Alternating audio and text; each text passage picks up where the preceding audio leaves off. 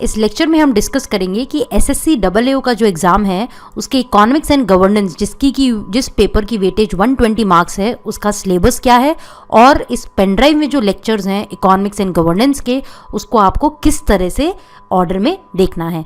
तो अगर हम सिलेबस की बात करें एसएससी डबल एओ में तो ये इकोनॉमिक्स एंड गवर्नेंस का पेपर है जिसका वेटेज 120 मार्क्स है। ये सिग्निफिकेंट वेटेज है।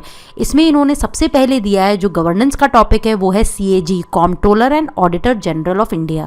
इसके अंदर कॉन्स्टिट्यूशनल प्रोविजंस क्या क्या है, इसका सीएजी का रोल क्या होता है, रिस्पॉन्सिबिलिटी क्या होती है, ये पूरा सीएजी के लेक्चर में डिटेल्ड में कवर्ड है।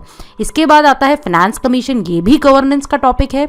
इसके कॉन्स्टिट्यूशनल प्रोविजंस, इसके रोल्स एंड फंक्शंस, ये भी फाइनेंस कमीशन प्लस जो भी करंट से रिलेटेड इश्यूज हैं फाइनेंस कमीशन के, 14 फाइनेंस कमीशन की रिकमेंडेशन, ये सारा फाइनेंस कमीशन के टॉपिक में डिटेल में कवर्ड है। इसके बाद अगर हम देखें तो नेक्स्ट टॉपिक जो आपके सिलेबस में मेंशन्ड है वो है इकोनॉमिक्स का टॉपिक, वो है basic concept of economics and introduction to micro economics.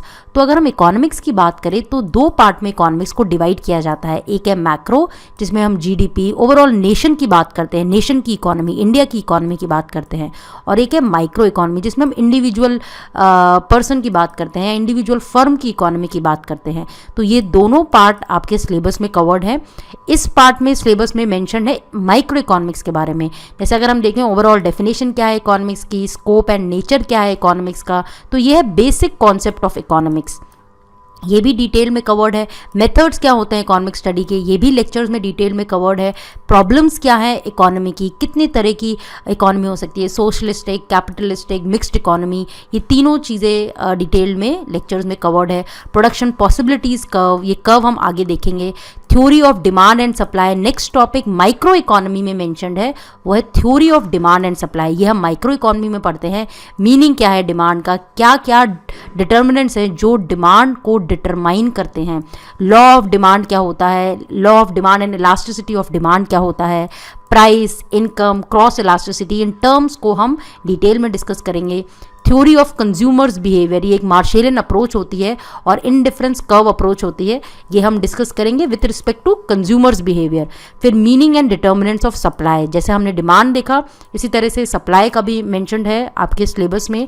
Law of demand हमने देखा था, ऐसे law of supply and elasticity of supply, ये माइक्रो इकोनॉमिक्स के कोर्स में मेंशन्ड है। तो इसमें पूरा पार्ट था डिमांड और सप्लाई से रिलेटेड। इसके बाद नेक्स्ट टॉपिक जो माइक्रो इकोनॉमिक्स में है वो है theory of production and cost.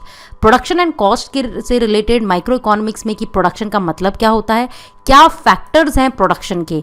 उसके बाद जैसे law of demand, law of supply हमने सिलेबस में देखा, इसी तरह से लॉ ऑफ प्रोडक्शन है जिसमें कि law of variable proportion and laws of returns to scale, ये हम डिटेल में डिस्कस करते हैं। तो ये पूरा माइक्रो इकोनॉमिक्स का ही पार्ट है। इसी के बाद माइक्रो इकोनॉमिक्स का ही ये पार्ट है forms of market and price determination in different market.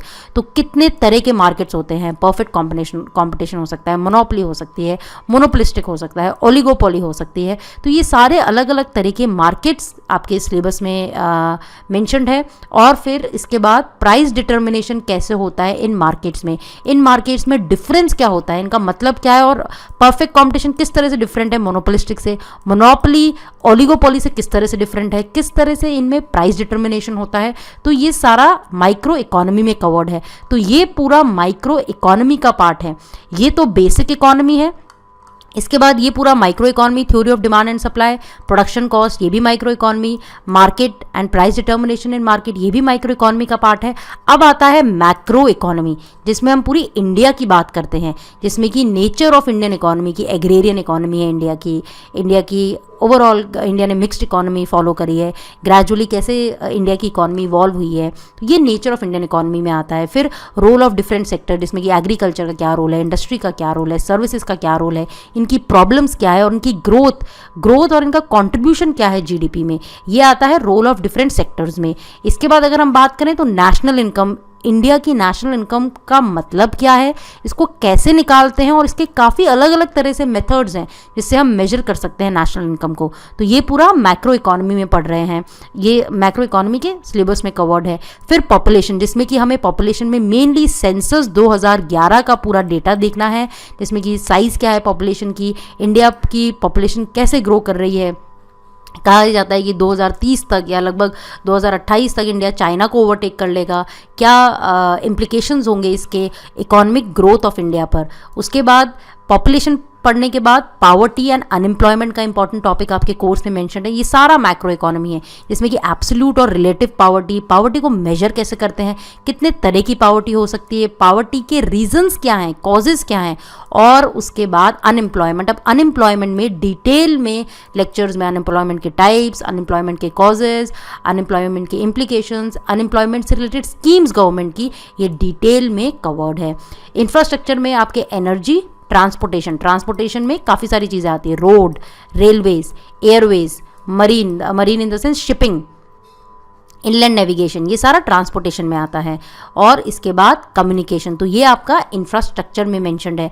इसी के बाद मैक्रो इकोनॉमी में economic reforms in India mention है, जिसमें कि जो हमने 1991 के बाद जो एलपीजी रिफॉर्म्स करे थे, लिबरलाइजेशन, प्राइवेटाइजेशन एंड ग्लोबलाइजेशन, तो पब्लिक सेक्टर रिफॉर्म्स में किस तरह से ये चीज़ें हुई थी, मिनी रत्न, नवरत्न, ये सारा कॉन्सेप्ट आया था। हमने प्राइवेटाइज कर दिया था प्राइवेट सेक्टर बैंक्स को, प्राइवेट सेक्टर को हमने काफ़ी अच्छी तरह से इनवाइट किया है। अब अगर हम देखें तो एफडीआई जो है, हम आराम से लिबरलाइज करते हैं एफडीआई को, ज़्यादा से ज़्यादा हम बाहर से फॉरेन इन्वेस्टमेंट चाहते हैं। इसके बाद इसी में ही एक टॉपिक आता है डिसइन्वेस्टमेंट, इसको भी डिटेल में लेक्चर्स में कवर किया गया है। इसके बाद मैक्रो इकोनॉमिक्स में ही आपकी टॉपिक है मनी एंड बैंकिंग। इसमें आपकी मॉनेटरी पॉलिसी भी है और फिस्कल पॉलिसी भी है।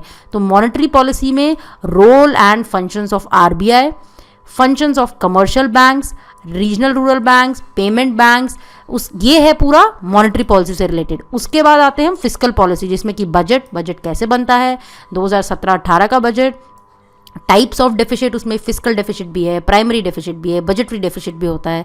तो ये टाइप्स ऑफ डेफिसिट डिटेल में लेक्चर्स में कवर्ड है।